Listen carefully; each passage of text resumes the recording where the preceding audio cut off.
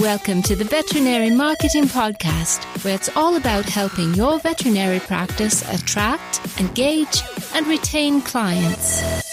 Broadcasting a new podcast every Monday from sunny Southern California, here's your host, Brandon Bashirs.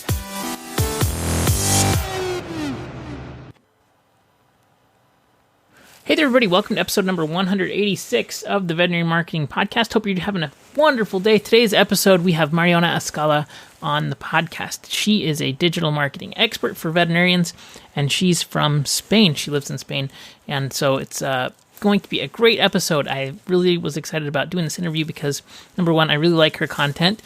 She does awesome videos on YouTube. She has great Instagram presence.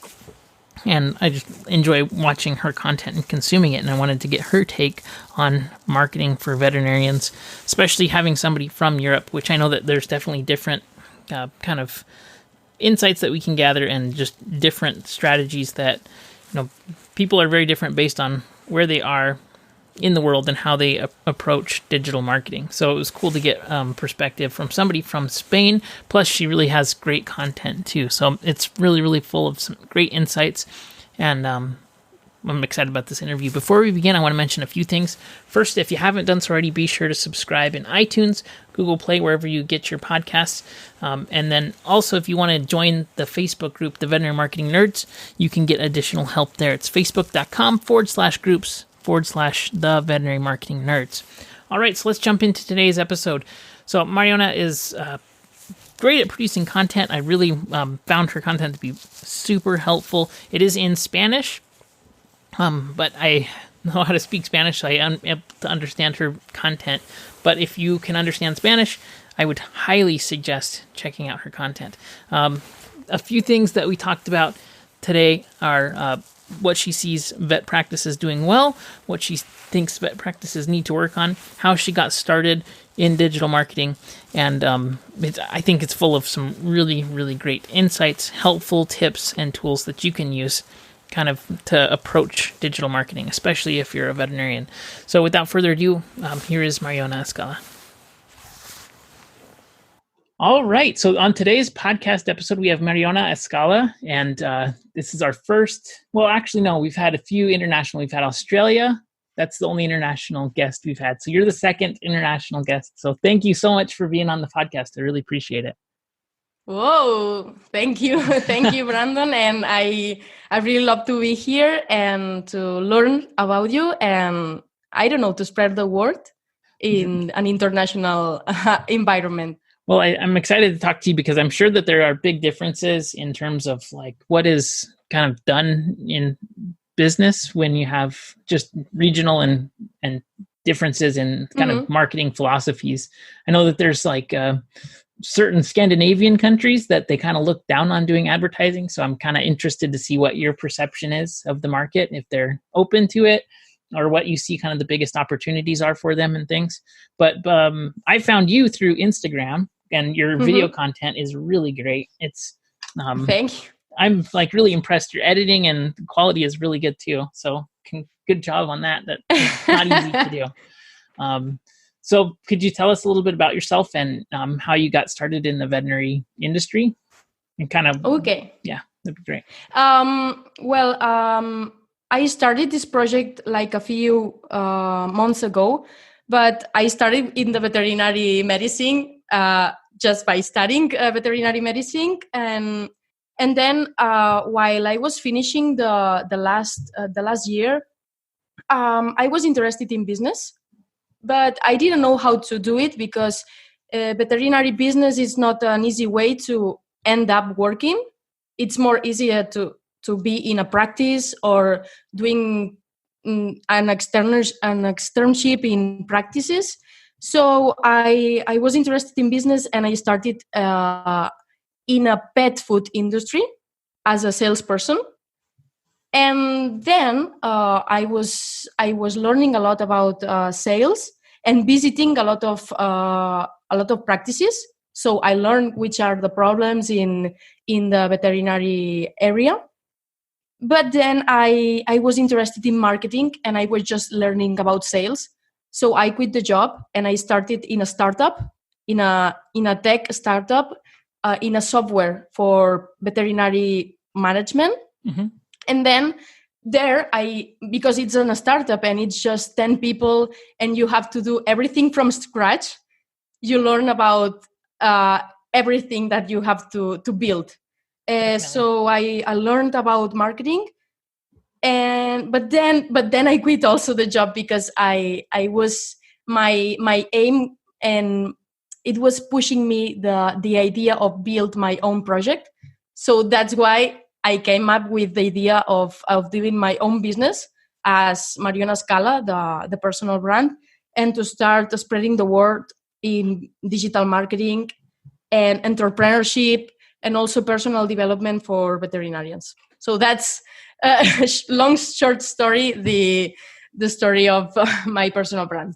Very cool. So, in your opinion, how is the veterinary market like in Spain as far as being open to doing advertising or being open to doing really starting to work on marketing? Because I see a lot of practices, they're starting to really want to get in and like focus and develop this. So I think you're in a good spot right now because it seems like this is definitely something that veterinarians are interested in. But what is your opinion of the market? So definitely this is growing because digital marketing will grow. It's a trend. And especially because I'm a veterinarian that has his audience in the Spanish-spoken countries. So I just know South America and in Spain. But what I can tell is, especially in those countries, I think there are not, especially in America, there's a strong digital transformation rather than these countries. So for me, I think, and I have to study more the market in this way, but I think practices want to start with digital marketing, but maybe they don't know how to do it, or maybe other practitioners don't have marketing in their practices, so they don't start that way. And I think regarding ads, this is like the next step. First of all, I think they have to build a base on a digital marketing strategy, like a basic one, and then upgrading to ads and all this kind of more elevated tools in digital marketing. I agree with that because if you start sending traffic to a broken website or you don't have systems in place to capture that traffic, it just is wasting money for sure. So I think that's a good point. So in your opinion, kind of what is the steps that practices need to take in like an overview of just how to get their marketing in order? Let's say that they're an older practice or they have an older website and they just haven't focused on it, but they say, I'm going to do this, especially New Year people make resolutions. What would you say to them? Okay, so I don't think there's like a magic potion that makes like step by step, because each practice is different and each veterinary business is different. But in that case, for example, I think one of the biggest thing you have to do and you have to change is the website, because you own your own website and your own blog. So and the difference between social media and other stuff is that those sites are not yours, so you can control the website and the blog. And starting from this, you can do the other things like SEO, positioning your veterinary practice in Google search engine, but also you can start with social media presence. So for me, I would start first with the website and blog, and then trying to do presence in social media. It doesn't have to be like every social media in the world. You can try just one or two and try it, because I think practitioners need to try it a little bit and know what is done and what's not done, and then they learn it and they like it, of course, and they spread in the other social media. So maybe more or less this could be the strategy for them. That's great. Yeah. So starting kind of with the things that are definitely lower risk and lower cost. So You mentioned the blog, and I think blogs are great. One of your videos, you talk about blogs not being dead, and I think that's oftentimes overlooked, especially with people focusing so hard on videos. What do you think a practice should do in terms of blogging, and what should that look like in your opinion? I see one problem in practitioners. One of the problems is that they don't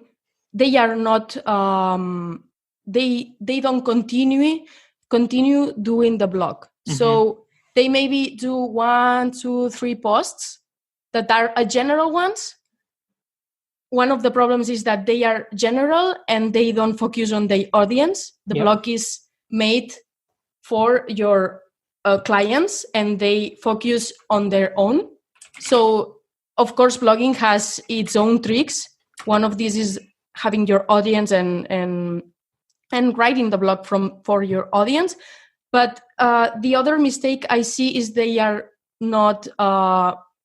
they don't continue doing blogging, and maybe they have 3 or 2 or 4 posts and that's it. And you see the date, and the date it's like 5 years ago. Yep. And then you lose positioning and you lose it.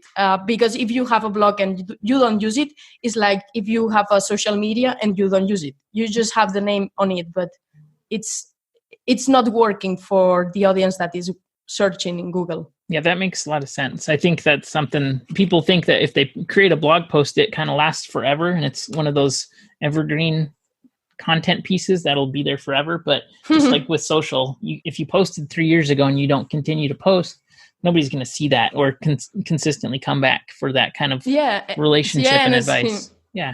And especially people like fresh things. Obviously, you cannot be like... 12 hours in front of your desktop, but maybe you can do like a Christmas special or Black Friday special, and people like these things and make you feel like the people is in the place and they are in the reality, not like I'm just a blog posted from someone else. Yep, that's very interesting. So, in your opinion, with the Black Friday specials, that's interesting to me because Black Friday follows Thanksgiving in the U.S., which is a holiday. So we don't have it here. You don't have Thanksgiving, but you still have Black Friday. Mm-hmm. Okay, cool. So I think that, and there was a group post in my group that was talking about Black Friday, and I think that Black Friday is a great thing to do because you can reach consumers with the behavior that they have. But people were saying, like, I'm not going to do Black Friday because it is below and beneath the industry. And they're like too proud to maybe run a Black Friday special. And I'm thinking like the customers and the clients, they want to buy stuff on that day. And so put it in front of them. What's kind of your opinion on that?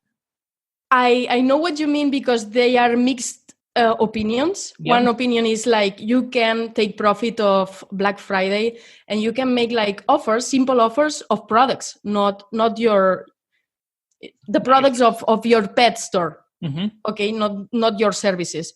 But in the other hand, there's people that thinks if you Black Friday your practice, you are making people assume that you are low cost or that maybe you are doing an unfair competition with other practices. So this is the two cases. I think if you make profit of Black Friday in a pet-friendly way, you can be like friendly with your audience and not interfering in the feelings of the other competitors. So maybe a mix of that. Try it. Let's look if it's working for you, and if not, don't do it. Because anyway, Black Friday, it's not a Spanish or a South America tradition. It's from North America, so it's not like a big deal. Got it. Here. Okay, Interesting. Very interesting. So you had mentioned social media too, and I've heard you mention LinkedIn in your videos, and I don't think that there's many people that focus in on LinkedIn specifically in the veterinary industry, but I think it is definitely one of the better platforms right now, especially for the organic growth, because you can get a lot of views and things on your posts and things. What is some of your things that you think veterinarians should be using LinkedIn for their practice? Definitely. This is one of my favorite questions because LinkedIn for me, it's a special platform. I've been using it 5 years ago, and I've been investing a lot of hours in LinkedIn. And it's true. Organically, you can reach a lot of people, but most importantly, you can be networking with a lot of people. So what I could advise to veterinarians is, okay, one of their fears is that if they enter to LinkedIn, they think that LinkedIn is not for them because they assume that LinkedIn is more for businesswomen or businessmen, like law students or other kind of jobs, not the veterinary area.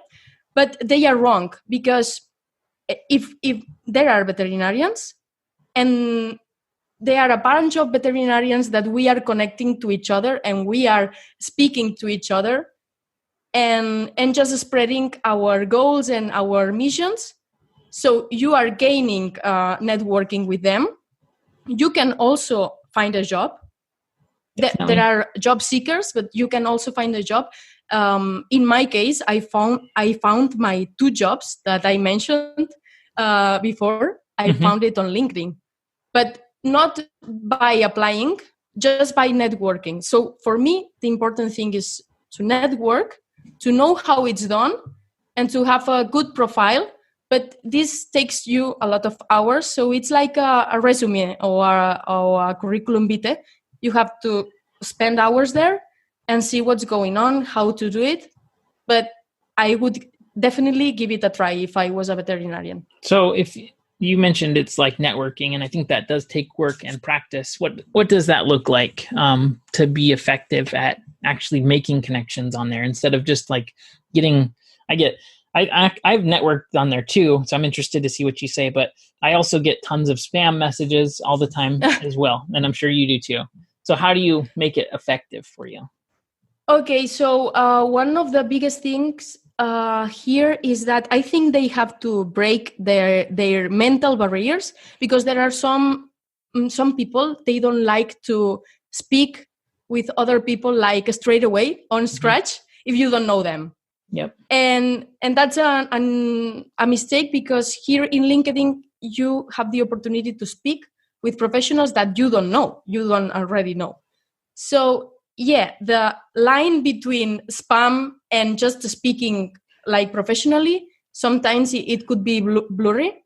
But on my way and on my opinion, what I do is just sending an invitation to a professional that I'm interested in, but not just sending the invitation, also applying a note with my opinion that why I'm interested in this person. And they more or less, they always say yes, and just start a professional conversation. Okay, you are doing this, you are doing that. And in that way, people offers me things, like for example, an interview, what can I help you? And you are willing to help other people. And that's why I make the connections, and that's how I make the connections and the networking without the spam. Just a typical conversation in a professional way.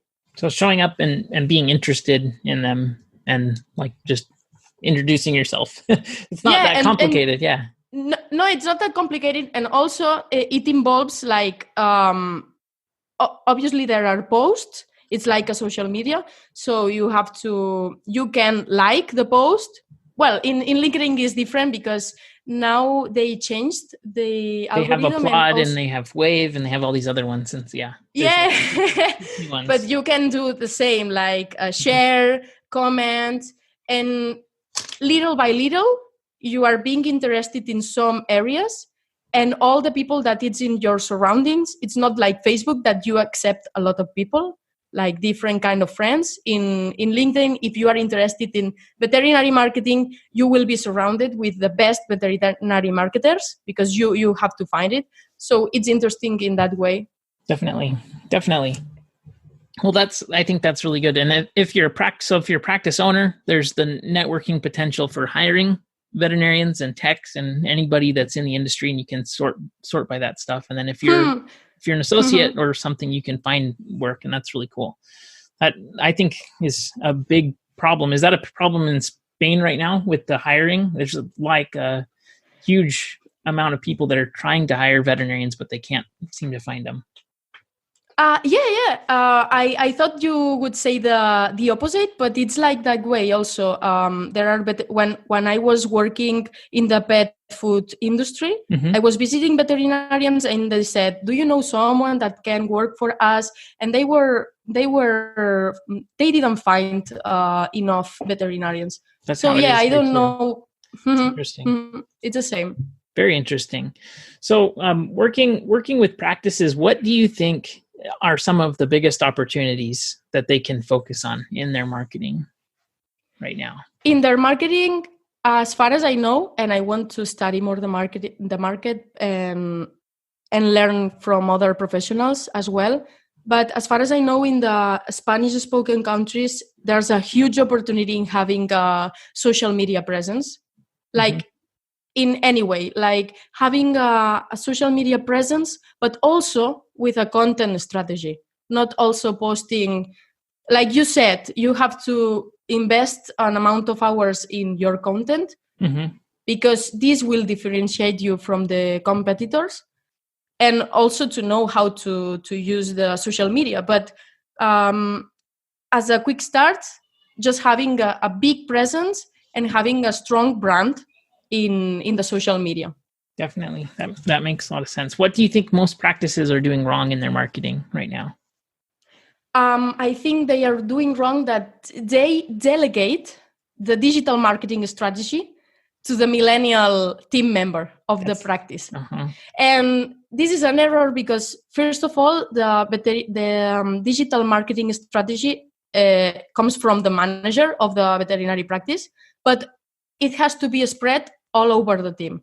Because, and for example, one manager that I was interviewing in private, he told me that, and he had a strategy that he puts an amount of hours in their salary for social media or for blogging. So they have to be involved positively and proactively. Weekly, they have to do a post on, or they have to write a blog. So this is what I think it could be done, and what some clinics, they don't know how to do it, and they delegate to millennials. That makes a lot of sense. Yeah, just because you're a millennial doesn't mean you're going to be good at it, even though you have more experience probably with just consuming it. That makes a lot of sense. So when building a brand strategy, what do you think that the practices need to consider when they're building their brand strategy, and what does that look like when they create that? Is it going to be consistency? Is it going to be authenticity? Is it going to be just, everything's curated and really, really planned out? Or what do you think? Whoa, it's a good question. Especially consistency, because this is one thing that it's difficult. I think here in Spain it's difficult because they start with blogging or with posting something and then they ended it, and that's not worthy, and it's not positive for the brand. So consistency, definitely. Then a strong brand, it speaks for itself. So when you have a strong brand, you know that this practice is this practice because the way they talk, the way they post, the way they explain things to the audience.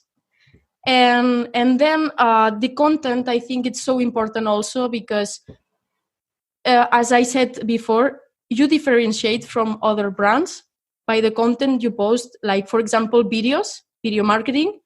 If you have a strategy and you decide to do like once a week a video of something with a hashtag and all this stuff, they will know that this is your brand and you are this practice. So like a bunch of this, because a brand is more than like that.